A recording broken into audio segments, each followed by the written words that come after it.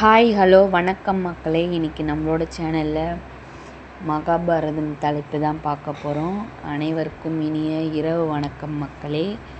தலைப்பு பார்த்தீங்கன்னா 80வது தலைப்பு. வாங்க கதைக்குள்ளே போகலாம்.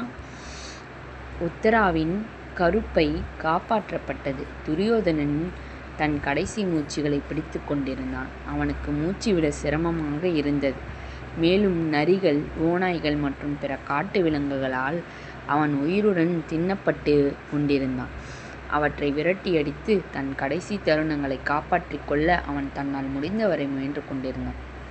அவனது பரிதாபகரமான நிலையைக் கண்டு கிருஷ்ணரும் அஸ்வத்தாமாவும் மனமுருகினர். அஸ்வத்தாமா கூறினார், அன்பு அரசே, நீங்கள் பலராமரின் மாணவர். அந்த சாதாரண சமையல்காரனுக்கு உங்களை இவ்வளவு அடிப்பதற்கு எப்படி வாய்ப்பு கிடைத்தது? காலமும் விதியும் மிகவும் சக்தி வாய்ந்தவை. தர்மராஜன் எத்தகைய மனிதன்! அதர்மமான முறையில் நீங்கள் உதைக்கப்படுவதை அவன் சும்மா நின்று பார்த்து கொண்டிருந்தானா? போரின் அனைத்து விதிகளையும் மீறி துரியோதனனை கொன்றுவிட்டதாக பாண்டவர்கள் எப்படி பெருமையாக கூற முடியும்? மறு உலகில் நீ சிறந்ததை அடைவாய். துரியோதனா, உன்னை பற்றி எனக்கு கவலை இல்லை. இப்போது தங்கள் பிள்ளைகள் அனைவரையும் இழந்த உங்கள் பெற்றோரை நினைக்கும்போது என் உள்ளம் வேதனையால் புரள்கிறது. உங்கள் மறைவால் அவர்களுக்கு என்ன நேருமோ? உங்களைப் போன்ற அன்பு நிறைந்த தலைவரை இழந்த பிறகும் நாங்கள் மூவரும் இன்னும் இங்கே உயிருடன் இருக்கிறோம். எங்களைப் போன்ற அற்ப மனிதர்கள் மீது வெறுப்பு உண்டாகட்டும். ஓ அரசே, தயவு செய்து சென்று நமது ஆச்சாரியனான துரோணரை வணங்கி நான் திருஷ்டத்யும்னனை கொன்றுவிட்டேன் என்று அவரிடம் கூறு. இப்போது ஸ்வர்க்கத்தை அடைந்துள்ள நமது தரப்பு வீரர்களிடம் நான் அவர்களிடம் நலம் விசாரித்தேன் என்று கூறு. சைந்தவர், பூரிசர்வர், சோமஹத்தன் மற்றும் பிற மகாராஜர்களும் என் வணக்கத்தை தெரிவி. இப்போது உன் செவிகளுக்கு இனிமையான செய்திகளை கேள். பாண்டவர் தரப்பில் 5 சகோதரர்கள், கிருஷ்ணர் மற்றும் சாத்தியாகி என 7 பேர் மட்டுமே எஞ்சியுள்ளனர். திரௌபதியின் பிள்ளைகளும் திருஷ்டத்யும்னனின் பிள்ளைகளும் மீதமிருந்த பாஞ்சாலர்கள் அனைவரும் அழிக்கப்பட்டு விட்டனர். நான் இரவில் அவர்களின் பாளையங்களுக்கு சென்று பழி தீர்த்தேன். சாந்தமான மிருகமான திருஷ்டத்யும்னனை கொன்றேன். அவரது வார்த்தைகளை கேட்டு துரியோதனன் மிகவும் மகிழ்ச்சி அடைந்தான்.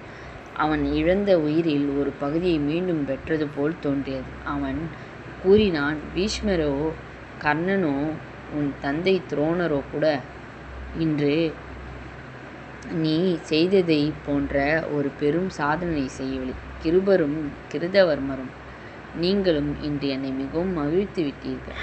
பாண்டவர்களின் தீய தளபதியும் சிக்கண்டியும் இப்போது இறந்துவிட்டனர். இது நான் இந்திரனின் சிம்மாசனத்தை கைப்பற்றியதற்கான சமம். உங்களுக்கு எல்லாம் நல்லபடியாக அமையட்டும்.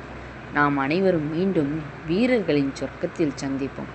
இந்த இறுதி வார்த்தைகளுடன் துரியோதனன் தன் கடைசி மூச்சை விட்டானாம். அஸ்வத்தாமனும் அவனது உதவியாளர்களும் கண்ணீருடன் அந்த இடத்தை விட்டு சென்றனர். கிருபாச்சாரியார் அஸ்தினாபுரத்திற்கு திரும்பினார். கிருதவர்மர் தனது சொந்த ஊரை நோக்கி சென்றனர். அஸ்வத்தாமா கங்கை நதிக்கரையிலிருந்து வியாசரின் ஆசிரமத்திற்கு சென்றனர். மறுநாள் காலை சூரியன் உதித்தபோது தன்னை காப்பாற்றி கொண்ட திருஷ்டத்யும்னனின் தேரோட்டி முந்தைய இரவு நடந்த படுகொலையையும் அஸ்வத்தாமனின் கொடூரச் செயல்களையும் பாண்டவர்களிடம் தெரிவித்தான். அந்த செய்தியை கேட்டதும் யுதிஷ்டன் மயங்கி விழுந்தான். சாத்தியாகியும் அவனது சகோதரர்களும் அவனை மீண்டும் சுயநினைவுக்கு கொண்டு வந்தனர். அவன் கூறினான், நாம் அனைவரையும் வென்ற போதிலும் இப்போது நாம் தோற்கடிக்கப்பட்டு விட்டோம். நமது வெற்றி என்பது ஒரு பெரும் இழப்பிற்கு சமமானது. கர்ணனுடன் வீரமாக போரிட்ட வீரர்கள் தங்களின் கவனக்குறைவால் இன்று தங்கள் உயிரை மாய்த்து கொண்டனர். இது பெரும் கடல்களை கடந்த வணிகர்கள் ஒரு சிறு ஓடையில் மூழ்கியிருப்பதைப் போல போன்றது. அவர்கள் அனைவரும் விண்ணுலகை அடைந்தார்கள். ஆனால் தன் தந்தை, அண்ணன் மற்றும் பிள்ளைகளின் மரணச் செய்தியை ஒரே இடத்தில் கேட்கும் திரௌபதிக்கு என்ன நேருமோ? அவள் அந்த செய்தியை எப்படி ஏற்றுக்கொள்ளப் போகிறாள்? யுதிஷ்டன் நகுலனிடம் திரௌபதியை அழைத்து வரச் சொல்லிவிட்டு அந்த பெரும் கொலை நடந்த இடத்திற்கு சென்றான். திரௌபதி அளவற்ற துயரத்தால் மூழ்கி தர்மராஜரின் காலடியில் சரிந்து விழுந்தாள். பீமன் அவளை தூக்கினான். சிறிது நேரத்திற்கு பிறகு அவள் தெளிவடைந்து தர்மராஜரிடம் பேசினாள். ஓ அரசே, நீங்கள் உங்கள் புதல்வர்களை சத்திரிய தர்மத்திற்காக பலியிட்டு ராஜ்யத்தையும் வென்றுள்ளீர்கள். இப்போது உங்களுக்கு கிடைத்ததில் மகிழ்ச்சி அடைந்து அந்த துயரத்தை ஜீரணித்து கொண்டிருக்கிறீர்கள். நேற்று இரவு உறங்கிக் கொண்டிருந்த என் அப்பாவி புதல்வர்களை அஸ்வத்தாமன் கொன்றான் என்ற எண்ணம் என் இதயத்தை நடுங்கச் செய்கிறது. அந்த பாவியையும் அவனது கூட்டாளிகளையும் நாம் கொல்லாவிட்டால் நான் தற்கொலை செய்து கொள்வேன். அவர் தர்மராஜனின் அருகே அமர்ந்தார். உதவியற்ற நிலையில் அமர்ந்திருந்த திரௌபதியை பார்த்து யுதிஷ்டன் கூறினான். ஓ கிருஷ்ணா, நீ தர்மத்தை நன்கு அறிவாய். உன் சகோதரனும் மகன்களும் சத்திரிய தர்மத்தை நன்கு பின்பற்றி தங்கள் உயிர்களை துறந்தனர். நடந்ததை பற்றி நீ கவலைப்பட தேவையில்லை. அஸ்வத்தாமன் இப்போது ஒரு வனத்திற்கு சென்று விட்டான், அல்லது ஒருவேளை காட்டில் தொலைந்து போயிருக்கலாம். நாம் அவனை கொன்றாலும் உனக்கு எப்படி தெரிய வரும்? திரௌபதி பதிலளித்தால், அஸ்வத்தாமன் பிறவியிலேயே பெற்ற ஒரு இரத்தினத்தை தன் தலையில் சுமந்திருந்ததாக நான் கேள்விப்பட்டிருக்கிறேன். யாராவது அந்த இரத்தினத்தை என்னிடம் கொண்டு வந்து கொடுத்தால் அவர் கொல்லப்பட்டு விட்டார் என்பதை நான் உறுதியாக நம்புவேன். அவள் பீமசேனனை நோக்கி திரும்பி கூறினாள். ஓ பீமனோ, திறமையிலும் வலிமையிலும் உனக்கு நிகர் எவரும் இல்லை. வாரணவதத்திலும் ஹிடிம்பாவின் தாக்குதலின் போதும் வீரடரின் ராஜ்யத்தை கீசகன் என்னை நிந்தித்த போதும் நாங்கள் பெரும் ஆபத்தில் இருந்தபோது எங்களை காப்பாற்றியவர் நீதான். நீ இப்போது சென்று அஸ்வத்தாமனனை கொல்ல வேண்டும். அவள் அழுவதை பார்க்க சகிக்க முடியாத பீமன் நகுலனை தனது தேரோட்டியாக இருக்குமாறு கேட்டுக்கொண்டு தனது வில்லையும் அம்பையும் எடுத்துக்கொண்டு அஸ்வத்தாமனை தேடி புறப்பட்டான். பீமன் அந்த இடத்தை விட்டு சென்றதும் கிருஷ்ணர் யுதிஷ்டரிடம் வந்து அவரிடம் பேசினார். என்ன இது தர்மராஜா, அஸ்வத்தாமனை கொல்வதற்காக பீமசேனனை தனியாக அனுப்பினாயா? அவன் பெரும் ஆபத்தில் சிக்குவான். அஸ்வத்தாமனிடம் அவனது தந்தையால் பரிசளிக்கப்பட்ட பிரம்மசிரசம் என்ற அஸ்திரம் உள்ளது. துரோணர் அதை அர்ஜுனனுக்கு அளித்த போது அஸ்வத்தாமனும் அதை அடைய விரும்புவதாக கூறினான்.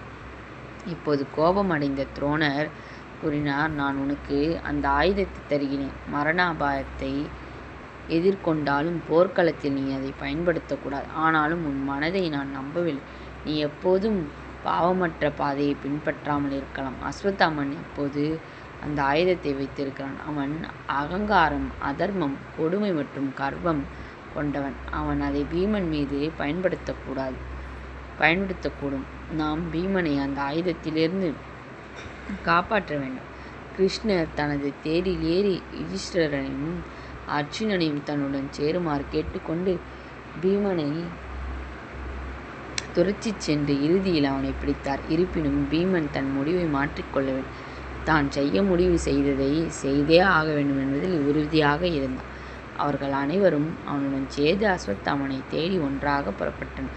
தன்னை தேடி ஆயுதங்களுடன் வந்திருந்த பீமன், கிருஷ்ணன், அர்ஜுனன் மற்றும் யுதிஷ்டனை அஸ்வத்தாமன் கண்டபோது அவன் ஒரு புல் நுனியை எடுத்து அதில் தனது தெய்வீக ஆயுதத்தை ஏவி இது பாண்டவர்களை அழிக்கட்டும் என்று பிரார்த்தித்து அந்த ஆயுதத்தை அவர்கள் மீது எய்தான்.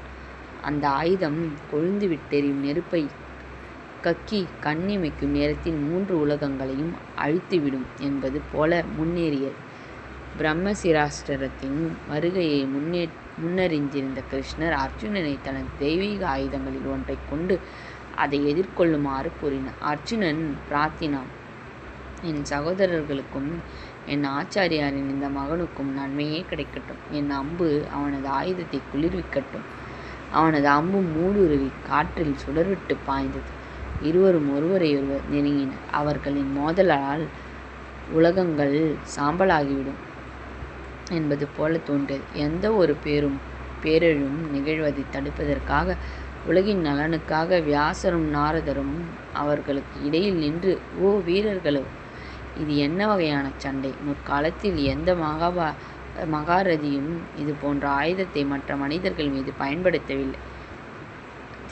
தயவு செய்து உங்கள் ஆயுதங்களை திரும்ப பெற்றுக்கொள்ளுங்கள் என்று கூறினார். அர்ஜுனன் தன் அம்பை திரும்ப அழைத்தான். ஆனால் அஸ்வத்தாமனோ அவ்வாறு செய்ய மறுத்து நான் மிகுந்த துக்கத்தாலும் என் உயிருக்கு அஞ்சியதாலும் பீமன் மீது இதை எய்தேன். பீமன் அதர்மமான வழியில் துரியோதனை கொன்றுவிட்டான். எனவே நான் என் ஆயுதத்தை திரும்ப அழைக்க விரும்பவில்லை. இது நிச்சயமாக பாண்டவர்களின் சந்ததிகளை கொல்லப் போகிறது என்றார். வியாசர் கூறினார், தயவு செய்து அப்படி செய்யாதீர்கள். அர்ஜுனன் உங்கள் மானை சாந்தப்படுத்துவதற்காக மட்டுமே தன் அம்பை எய்தான்.